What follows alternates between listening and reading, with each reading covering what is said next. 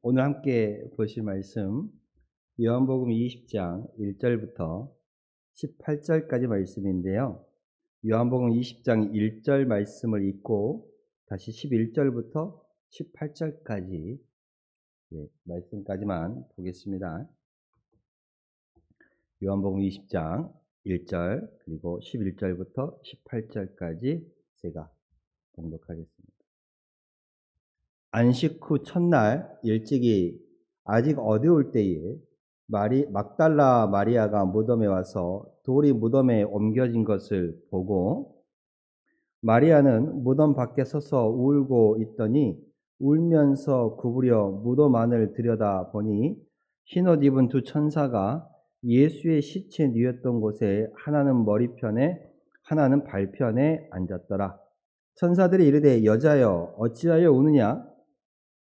이르되 사람들이 내 주님을 옮겨다가 어디 두었는지 내가 알지 못함이니이다. 이 말을 하고 뒤로 돌이켜 예수께서 서 계신 것을 보았으나 예수이신 줄은 알지 못하더라. 예수께서 이르시되 여자여 어찌하여 울며 누구를 찾느냐 하시니, 마리아는 그가 동산직인 줄 알고 이르되 주여 당신이 옮겼거든 어디 두었는지 내게 이르소서, 그리하면 내가 가져가리이다. 예수께서 마리아야 하시거늘 마리아가 돌이켜 히브리 말로 나보니 하니 이는 선생님이라는 말이라. 예수께서 이르시되 나를 붙들지 말라. 내가 아직 아버지께로 올라가지 아니하였노라. 너는 내 형제들에게 가서 이르되 내가 내 아버지 곧 너희 아버지 내 하나님 곧 너희 하나님께로 올라간다 하라 하시니, 막달라 마리아가 가서 제자들에게 내가 주를 보았다 하고 또 주께서 자기에게 이렇게 말씀하셨다 이르니라. 아멘. 우리는 인생을 살아가면서 다 공통적으로 경험하는 시간들이 있습니다. 그것을 무덤의 시간이라고 말할 수 있을 것 같아요. 이 무덤의 시간, 이것은 단순히 우리 육신, 이 육체가 죽는 그 죽음만을 의미하지는 않습니다. 이 무덤의 시간을 또 넓게 해석한다라면 살아있지만 이미 우리의 마음이 죽어버린 그 시간일 수도 있고요. 희망이 사라지고 또 소망이 끊기고 기도가 멈춰서 이제는 정말 끝이다라고 절망하는 느끼는 그 순간들이 어쩌면 우리의 삶의 무덤의 시간이라고 할 수도 있습니다. 나이가 들면 들수록 더욱 그렇지요. 성도님들은 이미 많은 것을 경험하며 살아왔습니다. 이제 인생에 살아온 날보다 살아갈 날이 더 작지요. 그렇습니다. 젊은 시절의 그 열정, 생각해보면 지나갔지요. 이제는 젊은 시절의 열정은 지나갔습니다. 여러분의 육신, 몸은 좀 어떤가요? 어제 같지 않고 작년 같지 않고 예전 같지 않습니다. 자녀들은요? 떠나갔지요. 떠나갔습니다. 저도 우리 윤슬이 예슬이 꼭 붙들고 살고 싶은데 떠나가겠지요. 떠나갔습니다. 부모의 품에서 떠나가지요. 부모의 품에서 각자의 삶의 자리로 떠나갑니다. 여러분의 그 인생의 무게는 살아온 시간만큼 어쩌면 더 깊어졌다라고 할 수도 있어요. 돌아보면 문득 이런 생각이 드실지 모르겠습니다. 그럼 내게 이제 남은 것은 무엇일까? 내가 무엇이 남았을까? 나는 지금 어디로 가고 있고 어디로 달려가고 있는가? 라는 생각 한번 해보셨나요? 바로 그때가 어쩌면 우리의 무덤의 시간이 아닌가 생각됩니다. 오늘 우리가 함께 보신 이 본문의 말씀은 막달라 마리아, 예수님을 따라다녔던 막달라 마리아가 예수님의 무덤으로 찾아가는 장면으로 시작합니다. 아직 어두울 때라고 그러죠. 새벽에 아직 어두울 때에 이 막달라 마리아, 그녀는 예수님이 묻히신 무덤으로 갑니다. 왜 갔을까요? 왜요? 사랑했던, 마음으로 사모했던 그 주님을 사랑하는 이를 잃었기 때문이지요. 그리고 희망이라 소망이라 생각했던 그것들이 이제 주님이 죽으심으로 무너졌기 때문에 그렇습니다. 인생에 어찌 보면 모든 것이 끝났다라고 느끼는 그 순간 때문에 갔지요. 예수님의 무덤을 찾아간 마리아, 단지 이 마리아는 예수님의 그 시신을 확인하기 위해서 간 것이 아닙니다. 단순히 그 무덤의 자리를 보러 간 것이 아닙니다. 이 마리아는 자기 자신의 삶에 무너진 그 자리를 어찌 보면 확인하고 싶었는지도 모르겠습니다. 우리도 그렇지 않습니까? 우리는 기도합니다. 그런데 어떤 날은 기도하러 나아가기보다 그저 하나님 앞에 울부짖기 위해 나아갈 때도 있습니다. 하염없이 그냥 울부짖기 위해 나아갈 때도 있어요. 어떤 날은 우리가 예배 가운데 또 믿음으로 나아가는 것이 아니라 정말 살아가면서 너무 힘들고 어려워서 붙잡을 것이 없어서 교회에 나오는 날도 있습니다. 정말 붙잡을 것이 없어서 교회에 나온 날도 있어요. 그래서 이 예수님의 무덤에 찾아갔던 마리아의 발걸음은요, 어찌 보면 믿음의 발걸음이라기보다는 그 절망을 확인하고자 하는 절망의 발걸음이었을 수도 있다라는 것입니다. 막달라 마리아가 아직 어두울 때에 새벽에 주님의 무덤에 찾아갔습니다. 근데 놀라운 일이 벌어졌지요. 놀라운 일이 벌어졌습니다. 유대인들은 돌을 파서 거기에 시신을 안장하고 그리고 돌문으로 무덤을 막습니다. 우리처럼 땅에 매장하기보다는 날씨가 워낙 더운 지형이기 때문에 그리고 돌들이 많기 때문에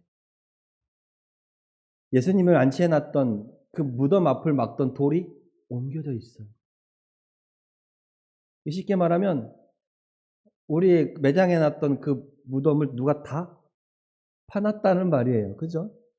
공분을 다 파놨다는 말이죠. 돌이 다 옮겨져 있고 무덤이 비어 있습니다. 예수님의 시체가 없어요. 안장해놨던 예수님이 없어요. 마리아는 이것을 기적으로 보지 못했어요. 오히려 혼란에 빠집니다. 누구지? 누가 예수님을 가져갔을까? 누가 이 무덤의 문을 열어서 예수님의 시체를 옮겼을까? 마리아는 더 혼란에 빠집니다. 우리는 어떤가요? 우리도 마리아처럼 하나님의 일을 보면서 종종 그것을 은혜로 봐야 하는데 은혜로 해석하지 못할 때가 있어요. 은혜로 못 봅니다. 왜요? 왜 그럴까? 하나님의 은혜를 내가 왜 은혜로 보지 못할까? 내 마음이 무너져 있기 때문에. 내 마음이 무너져 있기 때문에 은혜를 보면서도 기적을 보면서도 그것이 기적임을 모르고 은혜임을 깨닫지 못하는 거예요. 마음이 무너져 있으니까요.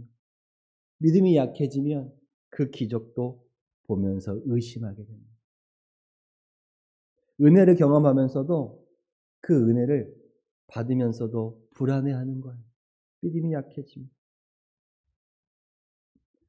주님이 다시 살아나신다라는 그 은혜와 그 기적을 눈앞에 경험했으면서도 오히려 마리아는 절망의 자리에 있었고 그 마음이 무너졌기 때문에 주님이 살아나셨다라는 것을 깨닫지 못했어요. 오히려 누가 예수님을 가져갔지? 불안했습니다. 그래서 마리아는 무덤 앞에 서서 울고 있었습니다. 무덤 앞에 서서 울고 있었어요. 그때 예수님이 그녀의 뒤에 서 계셨습니다. 근데 마리아는 주님을 알아보지 못합니다.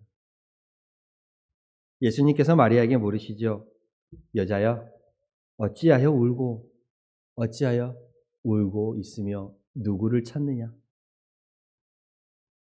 마리아는 그 음성을 무덤을 지키는 동산제기인 줄 알았어요. 그래서 마리아는 주를 옮겼거든 어디에 주었는지 내게 말하소서. 주여 당신이 옮겼거든 이 예수님을 어디에 두었는지 내게 알려줘서.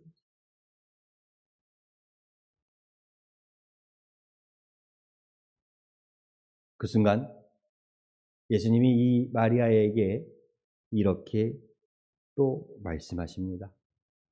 마리아야, 마리아야. 그 음성을 듣는 순간, 자기의 이름을 부르는 그 음성을 듣는 순간 마리아의 눈이 열립니다. 그러면서 납비여, 나보니, 선생님이라고 드디어 깨닫게 되는 것이죠. 예수님이 마리아의 이 이름을 부르는 순간 마리아는 드디어 눈이 열립니다. 여러분, 부활은요, 설명이 아니에요. 여러분, 부활을 어떻게 설명하겠어요? 다시 살아나는 것을 어떻게 설명하겠어요? 부활은 논리가 아니에요. 부활을 논리적으로 설명할 수 있는 사람이 어디 있을까요? 아니요. 부활은 만남이에요. 주님과 나의 만남. 그걸 통해 내가 부활을 믿게 되는 거예요. 부활은 설명할 수도 없고 논리적으로 말할 수도 없습니다. 그러나 주님과 내가 만나면 그 부활을 내가 믿게 되는 거예요. 부활은 만남입니다. 우리는 제가 전하는 이 말씀을 통해서 여러분이 부활이 이렇다라고 이해는 할 수 있을지 모르겠어요. 그런데 여러분의 삶에 이 부활에 대한 그 변화가 언제 일어나는지 아십니까? 주님을 만났을 때예요. 주님이 여러분의 이름을 불렀을 때예요. 마리아야, 경자야, 수녀봐.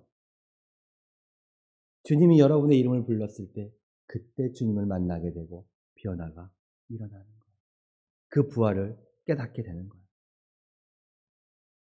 주님이 뒤에 계셨지만 주님이 물어보지만 그 주님을 깨닫지 못했습니다. 그러나 주님이 마리아의 이름을 부르는 순간 마리아는 깨닫는 거예요. 눈이 열리는 거예요. 마리아가 예수님을 알아본 이유는 단순히 그 예수님의 얼굴 때문이 아니었어요. 바로 그 목소리, 그 음성 때문이었죠. 마리아 자기 자신을 부르는 그 음성이 그 주님이 살아계실 때 나를 부르셨던 그 음성과 너무 같았기 때문에, 그 음성이 너무 익숙했기 때문에 그렇습니다. 주님은 오늘도 저와 여러분들을 부릅니다.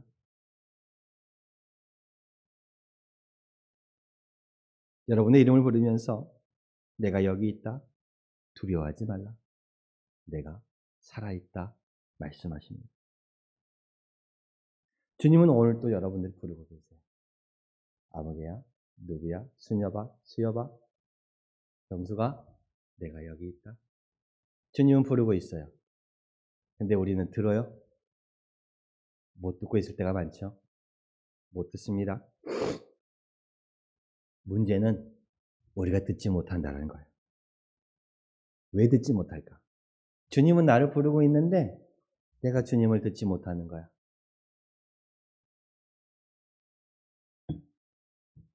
그 이유는 우리가 너무 많은 소리 가운데 살고 있기 때문에 그래요. 너무 많은 소리 가운데. 걱정의 소리, 세상의 소리, 뉴스의 소리. 살아가면서 너무 많은 걱정과 세상과 뉴스와 여러분의 주변에 그 소리 가운데 살고 있기 때문에 내가 정작 들어야 할 주님의 음성을 부르고 계시면 듣지 못하는 거예요. 내가 너무 분주하고 내가 너무 다른 소리에 치우쳐 있기 때문에 그 주님의 나를 부르시는 그 음성을, 마리아야 부르시는 그 음성을 못 듣는 거예요. 많은 사람들이 이 예수님의 부활을 어쩌면 2000년 전에 그 사건으로만 생각합니다. 그런데 성경은 우리에게 분명히 말합니다. 예수 그리스도는 지금도 살아 계시다. 성경은 지금 그렇게 말하고 있어요. 이건 단순히 교리를 말하는 게 아니에요. 예수 그리스도가 지금도 살아 계시다라는 것, 그것은 바로 하나님의 능력이라는 거예요. 그 능력을 지금 말하는 거예요. 그 능력으로 나의 죽은 마음이 다시 살아나는 것입니다. 그 능력으로 우리의 무너진 관계들이 다시 회복되는 거예요. 그 능력으로 나의 포기했던 인생이 다시 일어나는 거예요. 무너졌던 그 자리, 무덤과 같은 그 자리에서 주님 그 부활의 소망을 저와 여러분들에게 주십니다. 다시 살아나는 능력. 나의 마음이, 죽었던 마음이 다시 살아나는 능력.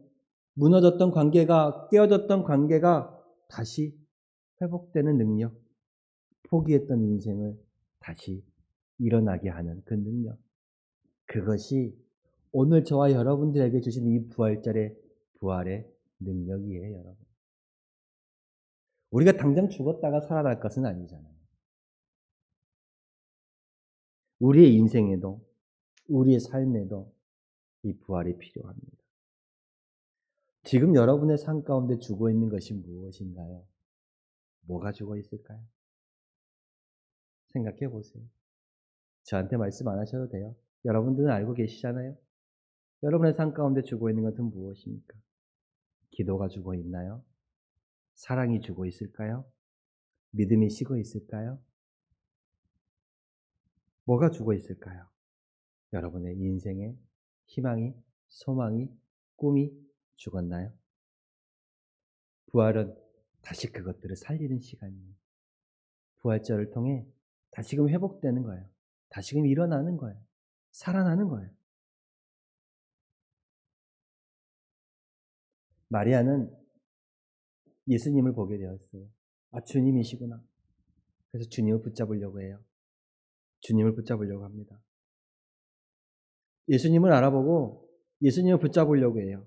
그때 예수님께서 말씀하시죠? 나를 붙들지 말라. 나를 붙들지 말라. 이 말은 무슨 말일까? 이전에 너의 삶의 방식으로 나를 잡지 말라는 거예요. 이전에 살아왔던 그 방식으로 나를 붙잡지 말라라는 거예요. 여러분, 우리도 종종 과거의 신앙에 머무를 때가 많이 있어요. 신앙생활을 오래 하신 분들은 어쩌면 이 과거의 신앙으로 살아가는 사람도 있습니다. 예전에는 내가 참 열심히 했는데, 아, 그때는 정말 내가 은혜가 있었는데. 누구나 그런 과거의 신앙을 붙들고 살아갈 때가 있어요. 거기에 머물려고 하는 것입니다. 그런데 왜 지금은 말 안 합니까? 예전엔 참 열심히 했는데. 그럼 지금도 열심히 해야지요. 아, 예전엔 참 은혜가 있었는데. 그러면 지금은요? 아, 지금도 은혜가 있어야지요. 예전엔 참 하나님 때문에 행복했는데. 아, 그럼 지금은요? 아, 지금도 행복해야지요. 예전에만 행복하면 되겠어요? 예전에만 은혜가 있으면 되겠어요? 예전에만 그렇게 열심히 있었으면 되겠습니까? 부활은 과거로 가는 것이 아니에요. 부활은 과거로 가는 것이 아니라 내 앞에 남아있는 삶의 시간으로 나아가는 거예요. 그게 부활이에요. 과거로 가는 게 아니라 내 남은 시간, 물론 여러분들이 얼마나 남았을지는 몰라요. 물론 앞으로 살아갈 날이 살아온 날보다 작지요. 그렇지만 그 앞으로 나아가는 게 부활의 시간이에요. 그리고 예수님은 마리아에게 이렇게 말씀하셨어요. 내 형제들에게 가서 전하라. 내 형제들에게 가서 전하라.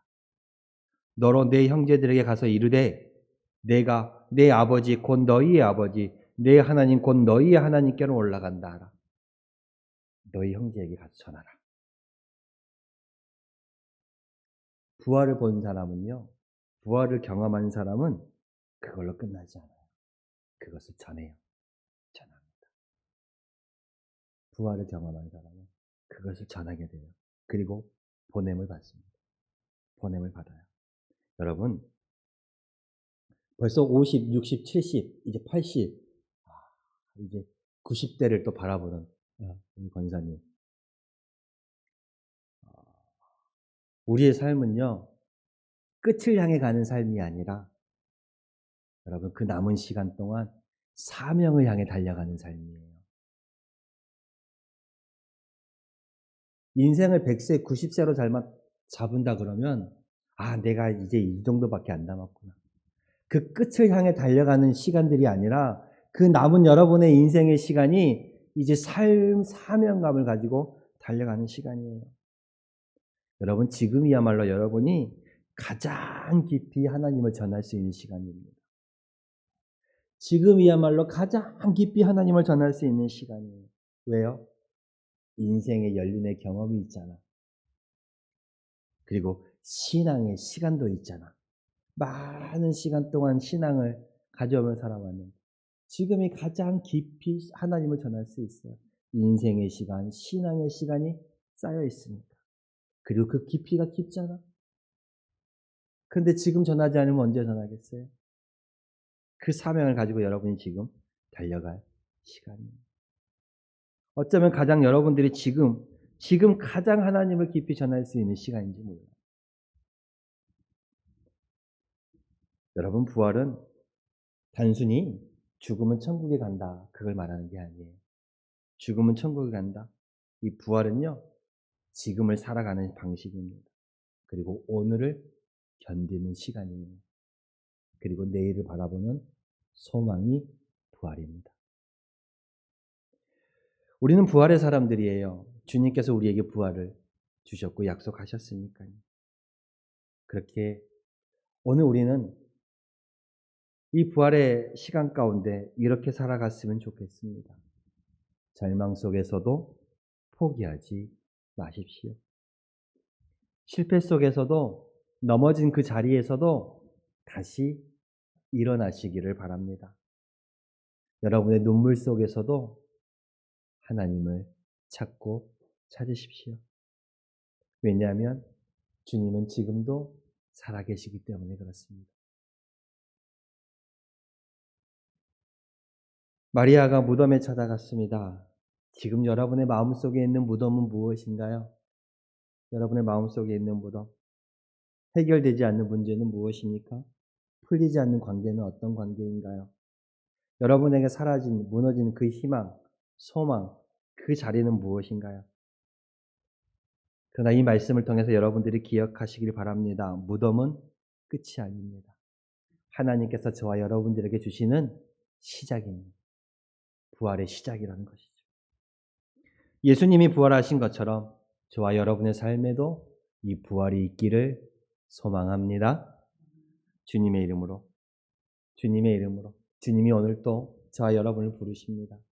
세상의 소리, 걱정의 소리에 파묻혀서 이 음성을 놓치지 않는 여러분이 되시기를 바랍니다. 두려워하지 말라. 내가 여기 있다. 내가 너와 함께한다.